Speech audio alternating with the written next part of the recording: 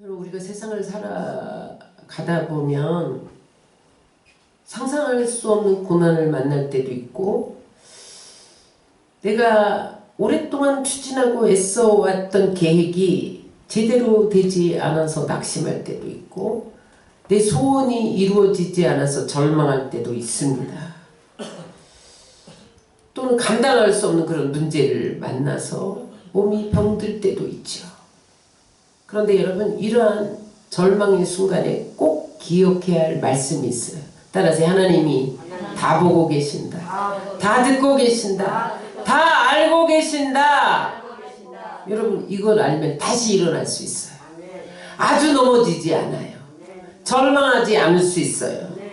오늘 본문 말씀은 이스라엘 백성들이 요셉이 살아있을 때 흉년을 만나 요셉이 자기 가족 70명을 애굽으로 이민시킵니다.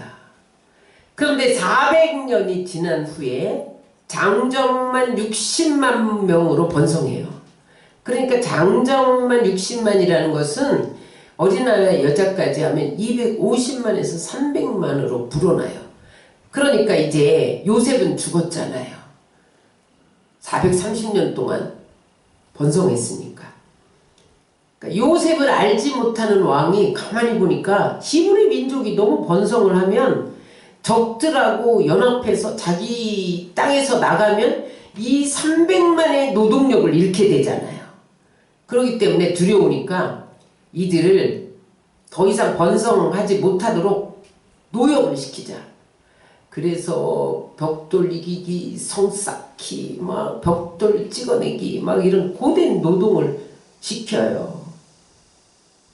그러니까 그때 백성들이 하나님께 부르짖어요. 그 고역에 시달리면서 하나님, 우리를 건져주세요. 이 애굽의 속박에서 벗어나게 하여 주옵소서 기도해요. 그랬더니 하나님이 그 괴로움과 고통을 보시고 아시고 들으시고 모세를 예비해서 저들을 건져 주시고 적과 뿌리는 땅으로 인도해 주십니다. 오늘 말씀을 통해서 하나님은 우리가 어떤 어려움에 처하더라도, 어떤 감당할 수 없는 문제를 만난다 할지라도, 앞이 답답하고 길이 보이지 않는 정황을 만날지라도 다 보고 계신다. 다 알고 계신다. 다 우리의 신음소리를 듣고 계신다. 뿐만 아니라 건져주시고 가나안 땅과 같은 적과 끓이 흐르는 땅으로 인도해 주신다. 이것을 믿으시기를 주의 이름으로 축원합니다. 첫 번째, 따라서 하나님은 우리의 삶의 정황을 다 보고 계신다. 3장 7절 다시 한번 읽겠습니다. 여호와께서 이르시되 내가 애굽에 있는 내 백성의 고통을 분명히 보고, 여기 보고는 히브리어로 라인데 꿰뚫어지게 본다 그런 뜻이, 그냥 스쳐본다 이런 뜻이 아니고 꿰뚫어지게 본다 그런 뜻이야. 하나님이 이스라엘 백성들을 꿰뚫어지게 보고 있었는데 뭘 꿰뚫어지게 보고 계셨냐? 그들이 고통하는 모습을 꿰뚫어지게 보고 계셨다는 거예요. 마치 엄마가 어린아이들을 물가에 내놓고 물이 저들을 침몰할까봐 눈을 떼지 못하도록 꿰뚫어 보는 상태, 그것이 여러분 보고입니다. 하나님은요 우리의 길을 만드셨어요. 우리의 눈을 만드셨어요. 그러니 어찌 우리를 보고 우리의 신음소리와 기도소리를, 우리의 말소리를 듣지 않으시겠어요? 자, 시편 94편 9절을 읽겠습니다. 길을 지으시니가 듣지 아니하시랴, 눈을 만드시니가 보지 아니하시랴.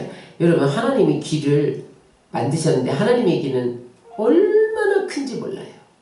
하나님은요 이 인류의 모든 사람이 거하는 곳에 다 보고 계세요. 하나님의 눈이 얼마나 큰지 모든 사람을 동시에 보고 계세요. 모든 사람의 신음소리와 기도소리와 말소리를 동시에 듣고 계세요. 그 하나님은 여러분, 우리가 하나님 앞에 헌신하고 수고하고 하나님 뜻대로 살려고 몸부림하고 하나님 앞에서 살려고 하는 그것을 보고 계십니다. 인도네시아 선교 사역을 했던 한정국 선교사님 이야기가 저는 잊을 수가 없어요. 이 선교사님이 인도네시아에서 사역할 때 오지에 들어가서 사역을 한 거예요. 인도네시아 자카르타가 아니라 거기 학교가 없어요. 근데 인도네시아 경계선이 말레이시아잖아요. 그래서 이 아이를 이제 8살이 돼서 학교를 보내야 되는데 인도네시아 그 오지에 학교가 없는 거예요. 부득이 국경을 넘어서 말레이시아에 학교를 보내려고 아이를 데려다 주러 갔어요. 그래서 이제 학교에다 7살, 8살짜리를 떼어두고 버스를 탔는데 아이가 버스를 쫓아오면서 아버지 같이 가자고, 나만 혼자 떨어뜨리고 가지 말아달라고 막 울면서 쫓아오는 거예요. 그래서 이 선교사님이 버스를 타고 오면서 그 아이의 울음소리와 부르짖는 소리가 귀에 밟혀서 너무너무 마음이 힘든 거예요. 그래서 그 버스 안에서 통곡을 하고 울면서, 하나님, 이 오지에 내가 복음을 전하러 왔는데 좀 자식하고 같이 있으면서 선교하게 만들어주면 좀 안 되시나요? 이렇게 하소연을 했어요. 꼭 이렇게 부자간에 떨어뜨려 놓으셔야만 되겠어요? 이러면서 원망하면서 하나님 앞에 엎어져서 울었어요. 근데 그때 하나님이 이렇게 말씀하시는 거예요. 정구가, 나에게도 너처럼 아들이 하나 있었단다. 2000년 전에 내가 내 아들을 세상에 보내었지. 그 아들이 내가 맡긴 사명을 두고 겟세마네 동산에서 깊은 고민에 빠져 내게 이렇게 기도했단다. 아버지여, 이 죽음의 잔을 정녕 제가 마셔야 합니까? 그때 나는 침묵했지. 내 아들이 내게 죽음의 잔을 옮겨달라고 애원했을 때 나는 침묵할 수밖에 없었단다.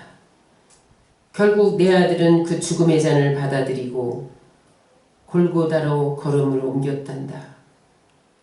그런데 그렇게 내 아들을 환호하던 백성들이 종려나무가지로 흔들던 그 손으로 내 아들을 내리쳤단다. 내 아들에게 가시면류관을 씌우고 조롱하고 침을 뱉었단다. 내 아들은 그렇게 모든 사람에게 버림을 받고 십자가에서 죽음을 맞이했단다. 그러나 무엇보다도 내게 가장 큰 충격이었던 것은 바로 내 아들이 십자가에서 나를 부르짖는 말이었다. 나의 하나님, 나의 하나님, 왜 나를 버리십니까? 그럼 예수님은 그때까지 하나님을 하나님이라고 부른 적이 없어요. 왜냐하면 아들이기 때문에 아버지라고 불렀어요. 그런데 하나님이 갑자기 자기가 십자가에서 죽는 순간에 얼굴을 탁 돌리신 거예요. 난 네 아버지가 아니라 모든 인류의 하나님이야.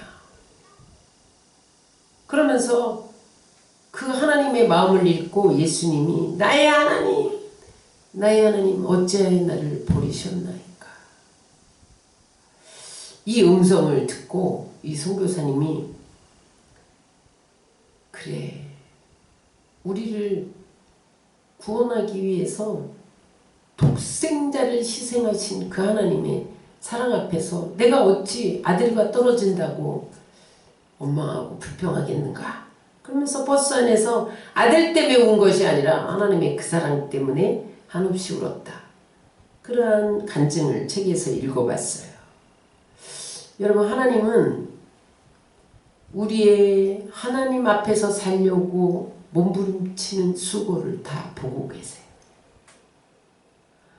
이 험악한 세상, 악한 세상에 타협하지 않고 신앙의 절개를 지키려고 몸부림하는 그 아픔, 눈물을 다 보고 계세요. 왜 하나님은 나를 혼자 내버려 두시는가? 그런 시간들도 보고 계시고 도저히 방법이 없구나. 그런 문제들 가운데 있는 것도 보고 계시고 겹겹이 에워싸인 어려움들로 인해서 길이 보이지 않는 그런 상황에도 우리를 보고 계시는 것을 믿으시기 바랍니다. 그러므로 여러분, 주님은 보고 계시면서 우리에게 무엇을 요청하는가? 하나님께 도움을 요청하기를 원하세요. 그래서 여러분, 우리가 하나님께 부르짖으면 하나님께서 독생자를 아끼지 않고 우리에게 주시니까 무엇을 주시지 않겠어요? 여러분, 하나님은 오늘도 나를 보고 계시다. 그 믿음으로 주님 앞에 부르짖으시기를 주의 이름으로 축원합니다. 맥켄 루케이도 미국계의 최고의 베스트셀러 작가이고 크리스찬 동화 작가이기도 하는데 이분의 책 위로에서 이분이 하나님 우리를 다 보고 계신다는 말을 이렇게 표현을 했어요. 우리 한번 다 같이 읽겠습니다. 하나님이 우리를 위하신다. 옆으로 돌아보라. 하나님이 우리를 보시고 응원하신다. 결승선 너머를 보라. 하나님이 우리를 보시고 박수치고 계신다. 내가 왜 이렇게 하나님이 안 계시는가? 그랬을 때도 하나님 그때 위를 쳐다보면 주님 위에서 웃고 계시고 옆으로 보면 하나님이 옆에서도 계시고 저 결승선 너머에서 빨리 달려라 응원하고 계시다는 거예요. 그러므로 계속 우리 읽겠습니다. 계속 달리기에 지쳤는가? 하나님이 안고 가신다. 계속 싸우기에 낙심이 되는가? 하나님이 붙드신다. 하나님이 우리를 위하신다. 여러분, 우리가 지쳐 있을 때 하나님이 우리를 위하고 계시다. 하나님이 날 붙들고 계시다. 우리의 삶의 현장을 다 보고 계신다. 언제 어디서나 보고 계신다. 그것을 믿고 힘을 내시고 손잡고 일어나시기를 주의 이름으로 축원합니다. 두 번째, 하나님은 따라하세요. 우리의 모든 이야기와 기도를 듣고 계신다. 우리 3장 7절 하반절 읽겠습니다. 그들이 그의 감독자로 말미암아 부르짖음을 듣고 이스라엘 백성들이 노동을 시키는데요. 노역을 시키는데 집도 주지 않고 벽돌을 단단하게 만들어라. 못 만들면 채찍질해 감독자가. 그러니까 하나님 앞에 아파하며 울부짖으며 신음한 소리를 주님이 듣고 계셨다. 여러분, 하나님은 우리의 신음소리를 들으십니다. 우리의 기도 소리를 들으십니다. 우리의 입술의 모든 말을 다 듣고 계십니다. 시편 34편 15절은 이렇게 고백합니다. 야훼의 눈은 의인을 향하시고 그의 귀는 그들의 부르짖음에 기울이시는도다. 여러분, 하나님은 우리의 한숨을 듣고 계세요. 하나님은 누구에게도 말할 수 없는 신음소리를 듣고 계세요. 하나님은 억압받는 약자들의 부르짖음을 들으세요. 시편 기자는 시편 130편 1절로 2절에서 야훼여 내가 깊은 곳에서 주께 부르짖었나이다. 주여 내 소리를 들으시며 나의 부르짖는 소리에 귀를 기울이소서. 하나님은요 우리의 부르짖음을 들으세요. 내일이 8.15 해방 77주년 기념일인데 여러분 해방된 지 7년 만에 또 6.25가 나온 거예요. 그런데 이때에 6.25 승리의 비결이 기도입니다. 여러분 6.25가 났을 때 3일 만에 서울이 함락됐잖아요. 그래서 계속 남한 지역이 거의 점령돼 갖고 낙동강 전선까지 밀렸어요. 남쪽까지 다 점령을 했어요. 그때에 정말 이 나라가 풍전등화의 위기에 있을 때 이승만 대통령이 한국의 모든 목사님들을 낙동강으로 부른 거예요. 부산으로. 불러서 초량교회에서 기도하고 그 다음에 교회에게 모든 성도들은 기도해달라.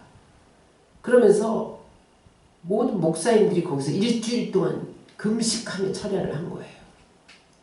그랬더니 하나님이 그 부르짖는 기도를 들으시고 하나님이 어떻게 했냐면 UN 안전보장 이사회를 소집시켰어요. 그래서 거기서 한 나라만 거부권을 행사하면 한국 파병이 결정되지 않아요. 근데 그때 거부권을 행사할 소련이 참석을 안 한 거예요. 그래서 하나님이 16개국에서 한국을 전혀 모르는 나라들이 16개국에서 파병해 준 거예요. 그런데다가 그때가 장마철이잖아요. 6.25가 6월 25일 날 일어났고 장마철인데 그 기도를 들으시고 하나님 20일 동안 맑은 날씨를 주신 거예요. 그래서 그때 미군들이 B-29기 폭격기를 매일 낙동강가에서 떠올라가지고 융단 폭격한 거예요. 그래서 인천 상륙 작전하고 유엔군이 반격하고 그래서 여러분 38선이 정해진 거죠. 그때 프란체스카 여사가 이승만 대통령 부인은 미국 여자잖아요. 미국에 유학 가서 결혼했어요. 그 일기에 보면 51년도 2월 15일자 그 영문으로 기록된 비망록에 보면 이렇게 일기를 썼어요. 이승만 대통령이 나라를 위해서 이렇게 기도를 했다는 거예요. 한밤중에 침대에 엎드려 하나님 이 미련한 늙은이에게 보다 큰 능력을 허락하시어 고통받는 내 민족을 올바로 이끌 수 있는 힘을 주소서 하고 기도하는 대통령의 모습을 보면 나도 모르게 눈물이 뺨을 타고 흘러내렸다. 고난의 역사를 지고 가야 하는 민족 지도자의 그 무거운 어깨를 누가 100분의 1이라도 이해할 수 있을 것인가. 하나님 우리를 불쌍히 여기사 큰 힘을 내려주옵소서. 이렇게 프란체스카 여사가 자기 영문 비망록에 기록한 것을 봤어요. 여러분 그때에 우리나라가 낙동강까지 밀어서 공산화될 뻔했다니까요. 그런데 그때 모든 목사님들이 부산 출향교회에 모여서 기도하고 모든 교회 성도들에게 기도를 부탁하고 대통령이 엎어져서 기도하고 그랬을 때에 하나님께서 38선을 휴전선을 긋고 승리하게 한 것을 믿으시기 바랍니다. 그 이후에 하나님이 여러분 70년 동안 얼마나 우리나라를 발전시켜서 선진국 대열에 서게 하셨고 북한과 비교할 수가 없잖아요. 그 여러분 차이점이 뭡니까? 남한은 기도하는 사람이 있다는 거예요. 북한은 기도하는 사람이 없다는 거예요. 그랬더니 기도하는 사람이 없는 북한은 세계에서 가장 가난한 나라가 됐고 기도하는 사람이 있는 남한은 세계 12선진국가에 들어갔고 여러분 그 기도를 주님께서 들으십니다. 요번 여러분 내일 8.15 해방의 날 광화문 광장에서 우리 천만이 모여서 기도할 때 하나님 반드시 기적을 일으킬 거예요. 이것이 복음 통일로 가는 길입니다. G2로 가는 길이에요. 한국 언어로 세계 만방의 복음을 전하는 길이 열릴 거예요. 하나님 천만이 모여서 부르짖는데 안 들으시겠어요? 다 보고 듣고 알고 계시는 하나님, 저는 주님이 다 들으시고 하나님이 크고 비밀한 역사를 행할 것을 믿어요. 그러므로 여러분 부르짖으면 크고 비밀한 일이 일어나는 것을 믿으시기 바란다. 예레미야 33장 3절 너는 내게 부르짖으라 내가 내게 응답하겠고 내가 알지 못하는 무슨 일? 크고 비밀한 일을 내게 보이리라. 찰스 스펀전 목사님이 예수가 주는 평안이라는 책에서 기도에 대한 정의를 이렇게 읽겠습니다. 기도는 절벽 아래로 던지는 밧줄이며 그 위에는 하나님의 귓가에서 울리는 큰 종이 달려있다. 사람들은 지지부진하게 기도하는 까닭에 그 종을 울리지 못한다. 그러나 하나님의 음성을 듣는 사람은 그 밧줄을 담대하게 쥐고 온 힘을 다하여 계속적으로 잡아당기는 사람이다. 절벽 아래에 있을지라도 기도하면 하나님이 밧줄을 다 내려보낸다. 그 밧줄에는 하나님 귓가에 올리는 종이 달려있대. 근데 그 종을 무엇으로 올립니까? 기도로 댕댕댕댕댕댕 울려야 하나님이 들으시고 응답하는데, 종이 달려있으면 뭐해? 기도 안 하면 소리가 안 나서 하나님 못 들으신다는 거예요. 그래서 그 밧줄을 계속 잡아당기는 게 종을 울리는 방법이야. 기도하면 종이 울리는 줄 믿습니다. 네. 하나님 귀에 댕댕거리니까 하나님이 응답을 안 할 수가 없다. 여러분, 부르짖을 때 하나님이 다 듣고 계십니다. 응답하시는 것을 믿으시기 바랍니다. 세 번째, 하나님은 우리의 모든 형편을 아신다는 거예요.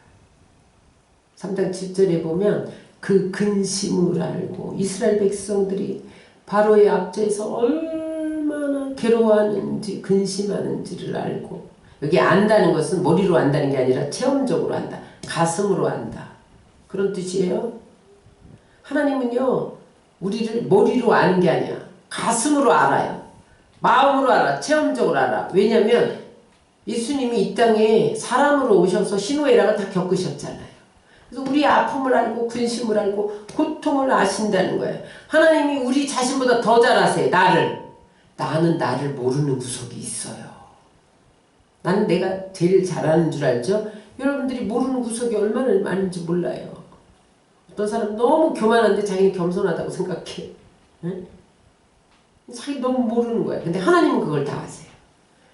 어느 정도로 아시느냐? 머리털까지 다 세신 바 됩니다. 우리 일거수일투족을 다 아신다는 거예요. 머리카락만 세신다는 게 아니라 우리 작은 신음소리도 다 알고 계신다는 거예요. 행동 하나하나를 다 알고 계신다는 거예요. 행동만 하는 것이 아니라 행동 안에 들어있는 마음도 아시고 심층을 분석하십니다. 솔로몬의 고백을 보세요. 열왕기상 8장 39절 다 같이 읽겠습니다. 주는 계신 곳 하늘에서 들으시고 사하시며 각 사람의 마음을 아시오니 그들의 모든 행위대로 행하사 갚으시옵소서. 주만 홀로 사람의 마음을 다 아시니라. 하나님은요, 우리 심중에 품은 생각도 아세요. 엘리사가 아람이 공격하려고 하면 하나님이 아람 왕과 그 군사들이 왕의 침실에 가서 전략회의하는 것을 하나님이 엘리사에게 다 알려주셔. 그 엘리사가 왕에게 나가서 지금 아람이 어느 코스로 이런 전략을 가지고 공격할 때 이런 방법으로 대처하세요. 다 알려줘갖고 아람이 공격만 하면 다 이겨. 그러니까 이제 아람 왕이 화가 났어요. 그래서 우리 이 군 고위 간부 중에 간첩이 있느냐? 그랬어요.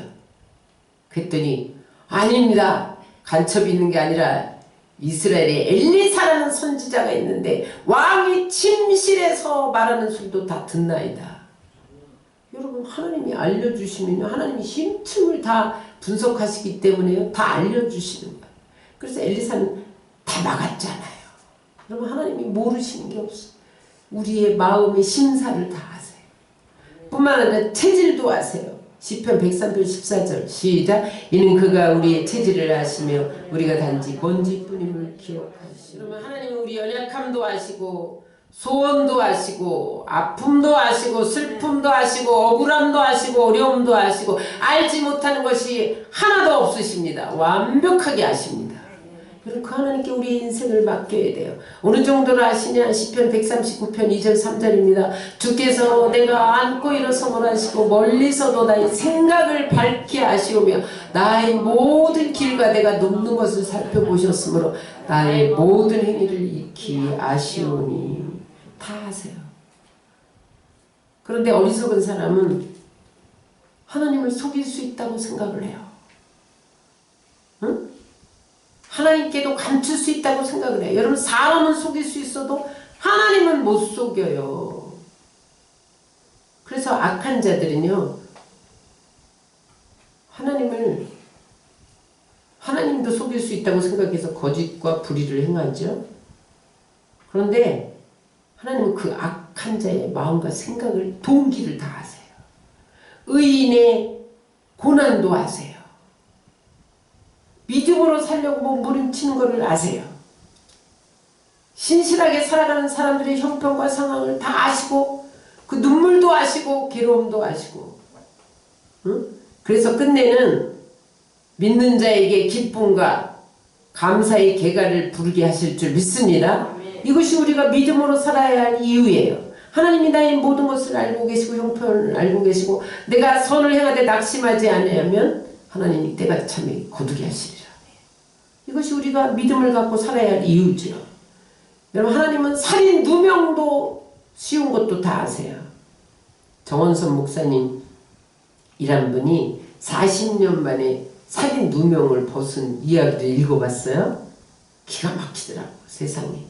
40년 동안 살인 누명을 썼어. 이 목사님이 무슨 죄로 감옥에서 형을 살았냐면 초등학생 여아를 강간 살인했다, 이런 죄를 뒤집어 썼어요. 어떻게 해서 이런 목사님이 이런 죄를 뒤집어 썼냐. 자기 아들이 8살인데 뇌수막염으로 죽었어요. 너무너무 마음이 아파서 다 때려치고 고향인 강원도로 내려갔어요. 거기서 만화 가게를 차렸어요. 다 때려치고 아들이 잃어버린 그 아픔으로. 그런데 어느 날 갑자기 경찰서에서 경찰들이 들이닥친 거예요. 그 춘천경찰서 무슨 역전 파출소장의 딸이 집에서 나갈 때 만화 가게 간다, 만화 보고 올게, 그리고 나갔는데 그 인근 논둑에서 강간당하고 살해된 채 발견됐다는 거예요. 그러니까 이 만화 가게 간 것밖에 없는데 만화 가게 주인이 강간하고 죽였다는 거죠. 그런데 이것을 증명할 수도 없고 그냥 체포하러 왔던 거예요. 아버지가 또 경찰서의 경찰이니 뭐. 그래서 자기 이제 주변 사람들에게 나는 나간 적도 없고 만화가게에 있었다 증언해달라 막 요청했는데 증언들도 그 증인들도요, 아버지 경찰이 막 들이대니까 그 고문에 못 이겨서 거짓 자백을 했다는 거야. 그래갖고 무기징역 선고를 받았어. 그러니까 이 목사님이 감옥에 갇혀서 차라리 죽게 해달라고 머리를 막 벽에 부딪히고 자살을 기도하고 그럴 때, 그러다가 15년 만에, 감옥에서 15년 만에 하나님의 은혜로 크리스마스 특사로 풀려났어요. 그래서 나와서 이제 억울하니까 계속 항고를 하면 또 기각당하고 또 기각당하고. 그런데 2005년도에 진실 화해를 위한 과거사 정리위원회가 생겼잖아요. 거기다가 제출을 해가지고 대법원에서 이 형사사건으로는 전무후무하게 무죄 판결을 받았어요. 근데 그분이 그 픽션을 썼는데, 뿔이라는 픽션을 출간했는데 거기에 자기의 고난을 바라보면서 뭐라고 고백했냐면 이렇게 고백을 했어요. 번번이 진실을 외면하는 세상의 벽에 부딪혔습니다. 하지만 누구보다도 날 잘 아시는 하나님께서 내가 이대로 죽도록 내버려 두시지는 않는다는 것을 믿었기에 늘 하나님 앞에 기도했고 대화했고 힘을 얻으며 살 수 있었습니다. 하나님 날 아신다. 내 살인 누명 쓴 걸 아신다. 그러니 나를 이렇게 죽도록 내버려 두지는 않을 것이다. 그래서 자기가 승리했다. 끝까지. 여러분, 하나님이 살인 누명을 아시고 나중에 무죄 판결을 주시잖아요. 하나님은요, 우리의 일거수일투족, 언행신사, 우리의 가는 길 다 아세요. 욥의 고백을 보세요. 그 친구들이 와서 정죄하고 재산 다 잃고 자녀 다 잃고 아내도 욕하고 죽어라. 그럴 때 그가 뭐라고 하냐면 하나님이 나의 가는 길을 다 아신다고 했기 때문에 입술로 범죄치 않았다는 거예요. 욥기 23장 10절입니다. 그러나 내가 가는 길을 그가 아시나니 그가 나를 단련하신 후에는 내가 순금같이 되어 나오리라. 나를 나보다 더 잘 아시는, 나의 문제를 나보다 더 잘 아시는 하나님, 아실 뿐만 아니라 해결할 능력이 있으신 그 하나님 손을 붙들고 일어나시기를 주의 이름으로 축원합니다.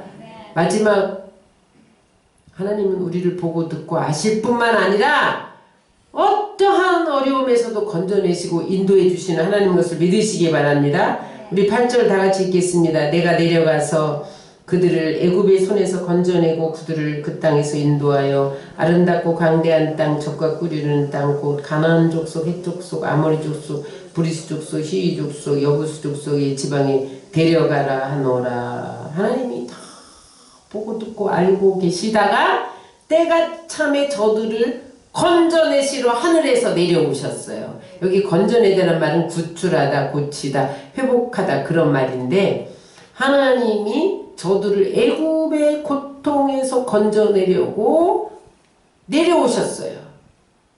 그래서 그들을 건져내셔서 어디로 인도하셨어요? 젖과 꿀이 흐르는 땅으로 인도해 주신 것을 믿으시기 바랍니다. 여러분, 예수님이 이 땅에 사람으로 오신 이유는 우리를 사탄의 올무에서 건져내시려고 오셨어요. 우리를 저주에서 건져내시러 내려오셨어요. 우리를 질병에서 건져내시러 내려오셨어요. 죄와 허물로 인해서 깨어진 하나님과의 관계를 회복시키려고 성육신 하신 거예요. 역사 속으로 오신 거예요. 그러므로 여러분, 우리는 어떠한 어려움을 당한다 할지라도 이 어려움에서 건져내 주신다.